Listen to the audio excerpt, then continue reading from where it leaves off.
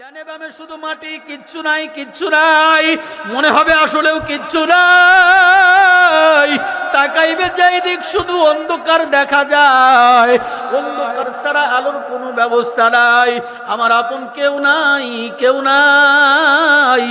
আপন যদি বানাইতে হয় কবরে আমার মাওলা ছাড়া কেউ আপন নাই। এ বাবা কথা বলেন ঠিক কিনা?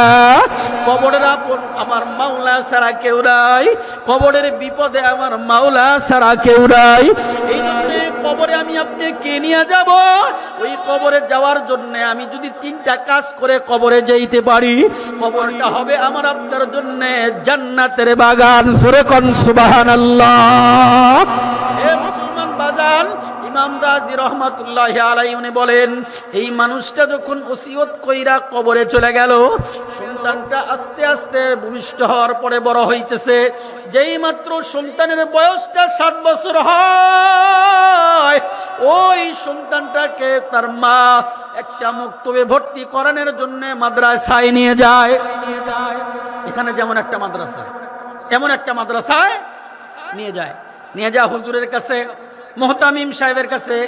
বাচ্চাটাকে মা হাতে তুলে দেয়, হুজুর আমার এই বাচ্চাটাকে সুন্দর করে পড়াইবেন, কারণ আমার এই বাচ্চাটা এতিম, আমার এই বাচ্চার কিন্তু বাবা নাই। কি নাই? কথা কন কি নাই? মাদ্রাসায় বেশিরভাগ পড়ে এতিম বাচ্চারা, কথা কন ঠিক কিনা? বেশিরভাগ পড়ে মাতা এতিম বাচ্চারা, এতিম বাচ্চারা, এতিম বাচ্চারা। এতিম বাচ্চাদের দাম দুনিয়ার জমিনেই আল্লাহ দান করছে। জোরে কোন সুবহানাল্লাহ। আমার আপনার দয়ার নবী বলেন, আমি নবীও ছিলাম এতিম, কথা কোন ঠিক কিনা? নবী আমার বলেন, যদি কোনো এতিম বাচ্চার মাথার ভিতরে কোনো মানুষ হাত বুলায়, আল্লাহ পাক ওই হাতের ভিতরে যত চুল ধরা পড়ে যায়, প্রত্যেকটা চুলের বদৌলতে আল্লাহ একটা করে নেকি ওই মানুষটার আমলনামায় দান করে দেয়। জোরে কোন সুবহানাল্লাহ। এই এতিম বাচ্চাটাকে মাদ্রাসার হুজুরের কাছে ভর্তি করায়া দিলেন।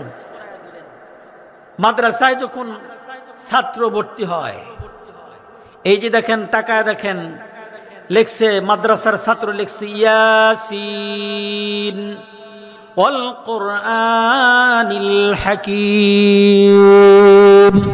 তার আগে কি লেখছে? উপরে কি লেখছে বলেন? কি লেখছে? বিসমিল্লাহির রহমানির রহিম পুরাটা লেখছে। তার মানে পড়ার শুরুতেও কি আছে? কথা কয় না, কি আছে? চিঠির শুরুতে বিসমিল্লাহ, প্রত্যেকটা কিতাবের শুরুতে বিসমিল্লাহ, আল্লাহ পাকের কোরআন শরীফের প্রত্যেকটা সূরার শুরুতে বিসমিল্লাহ। এর দ্বারা বোঝা যায় প্রত্যেকটা কাজের শুরুতেই মুসলমানের হবে বিসমিল্লাহ। জোরে কোন সুবহানাল্লাহ।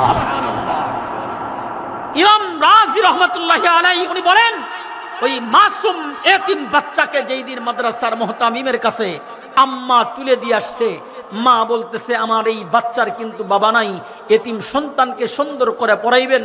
প্রথম দিন পড়া, তাইলে কি পড়া হইতে পারে? প্রথম দিন কোনো সূরা পড়া হইতে পারে না। পড়ার শুরু যেইটা ওইটা প্রথম দিন পড়া হয়। মা দিয়ে আসার পরে মাদ্রাসার ওস্তাদ অফিস রুমের ভিতরে ডেকে নিয়া মাসুম বাচ্চাকে ডাক দেয়া, কয় বাবা তুমি কি কোরআন শরীফ পড়তে চাও? বলে হ্যাঁ আমি কোরআন শরীফ পড়তে চাই। আমার আব্বা আমাকে বলে গেছে, আমার মাকে ওসিয়ত করে গেছে আমি যেন কোরআন শরীফের হাফেজ হই। জোরে কোন সুবহানাল্লাহ। তো আল্লাহর বান্দা ইন্তেকাল করছেন, ওনার স্ত্রী সন্তানটাকে মাদ্রাসায় নিয়ে হুজুরের কাছে ভর্তি করায় দিছে। যেই দিন ভর্তি করাইছে, ভর্তি করানোর পরে প্রথম সবকটা কি যেন হয় বলেন? বিসমিল্লাহ। কি পড়ানো হয়? বিসমিল্লাহ। এমন মাদ্রাসার মুহতামিম, উনিও প্রথম সবকটা ওই বাচ্চাকে দিছেন, বাবা তুমি কি কোরআন শরীফ পড়তে চাও? ছেলেটা আনন্দের সাথে বলতেছেন, জি আমার আব্বার ওসিয়ত আমি যেন কোরআনের হাফিজ হই। জোরে কোন সুবহানাল্লাহ। মুসলমান বাবারে আমার, এই বাচ্চাটাকে মাদ্রাসার মুহতামিম অফিস রুমের ভিতরে নিয়ে আনন্দের সাথে বাচ্চাকে উৎসাহ দেওয়ার জন্য কোরআন শরীফটা সামনে দিছেন। দেওয়ার পরে আল্লাহর বান্দাকে সামনে কোরআন শরীফ দিয়া ডাক দিয়া বলে, বাবা তুমি কি কোরআন শরীফ পড়তে চাও? আল্লাহর বান্দা ডাক দিয়া কয়, আমি কোরআন শরীফ মুখস্থ করতে চাই। আমার আব্বার ওসিয়ত আমি পুরা করতে চাই। বলে তাইলে তুমি আজকে সবক আমি একটা সূরাও তোমাকে পড়াইতে পারবো না, একটা শব্দ শুধু পড়ায়া দিব, একটা বাক্য শুধু তোমাকে পড়ায়া দিব, এইটা তুমি আজকে পইরা আগামীকাল মুখস্থ কইরা আমাকে শোনায়া দিবা। আল্লাহর বান্দার কাছে ওই মাদ্রাসার হুজুর মুহতামিম ডাকতে কয়, বাবা তুমি আমার সাথে পড়ো বিসমিল্লাহির রহমানির রহিম। ওই মাদ্রাসার মাসুম বাচ্চা 7 বছরের সন্তানও পড়ে বিসমিল্লাহির রহমানির রহিম, উস্তাদ পড়ে বিসমিল্লাহির রহমানির রহিম, ছাত্রও পড়ে বিসমিল্লাহির রহমানির রহিম। ও মুসলমান, মাত্র ওই দিনই একটা সবকি বাচ্চাকে মাদ্রাসার হুজুর পড়ায়া দিছে, তা হচ্ছে বিসমিল্লাহ।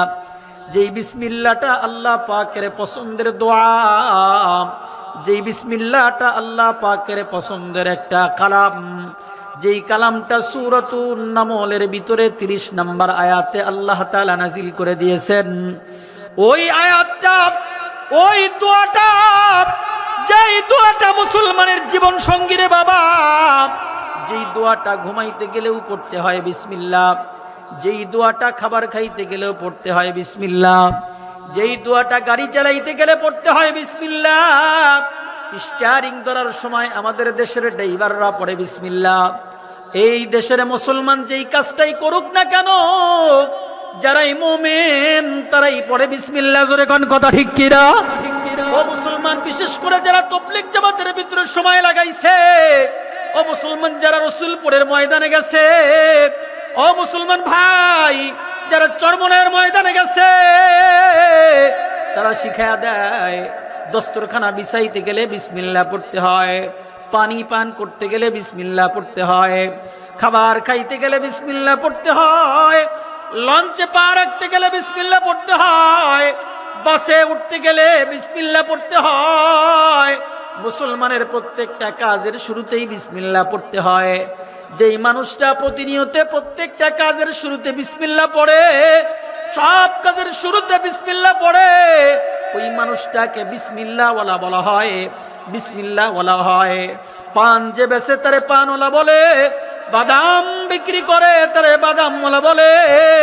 যেই মানুষটা সব কাজের শুরুতে বিসমিল্লাহ পড়ে, বিসমিল্লাহ মানে আল্লাহর নামে শুরু করে, কেমন যেন ওই মানুষটা আল্লাহওয়ালা হয়ে যায়, কেমন যেন ওই মানুষটা আল্লাহর গোলাম হয়ে যায়, কেমন যেন ওই মানুষটা আল্লাহর পিয়ারা বান্দা হয়ে যায়, কেমন যেন ওই মানুষটা আল্লাহর মাহবুব বান্দা হয়ে যায়।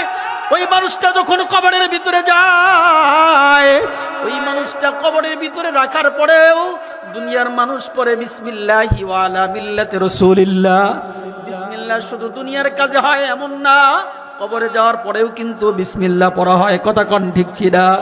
ইমাম রাজি রহমাতুল্লাহি আলাইহি বলে, মাসুম 7 বছরের বাচ্চা যেই দিন হুজুর মাত্র পড়ায়া দিছে বিসমিল্লাহ, প্রথম সবক পড়াইছে বিসমিল্লাহ, বিসমিল্লাহ পড়া শেষ হয়ে গেছে, মাদ্রাসা ছুটি হয়ে যায়, সকালবেলা নাস্তার ছুটি হয়ে যায়, সব ছাত্ররা বাড়ির দিকে চলে যায়, মাদ্রাসা থেকে বাড়ির দিকে চলে যায়।